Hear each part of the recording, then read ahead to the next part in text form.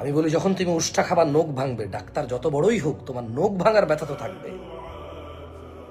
Doctor যত বড়ই হোক, ব্যান্ডেজ যতই করে দেখ, তুমি তো বাসায় বসে থাকতে হবে ভাইয়া।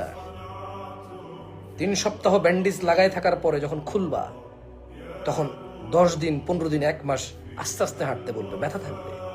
শীতকাল আসলে ওই ব্যথা টনটন টনটন টনটন করবে। আর যদি কোনোদিন ব্যাপেসে কারো পা লেগে যায় অথবা আর একটা উষ্টা খাও হালকা, ওই আগের ভাঙা আবার ভেঙে যাবে। ডাক্তার তো ওটা থেকে তোমার বাঁচাইতে পারবে না, চিকিৎসা না করতে পারবে। সো যে পরিস্থিতি নিজে তৈরি করেছো তা তো তোমাকে ব্যথিত করবে, because you are the responsible.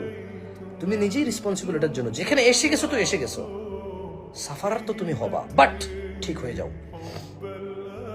আমি যেটা বলতে চাই সেটা হচ্ছে যেখানে আসো থামো, যেখানে আসো থামো। যতটুকু নিজেকে নিয়ে আসছো সাফারার তো হইতে হবে, হও, বাট আর ওই পথে হাঁটিও না, আর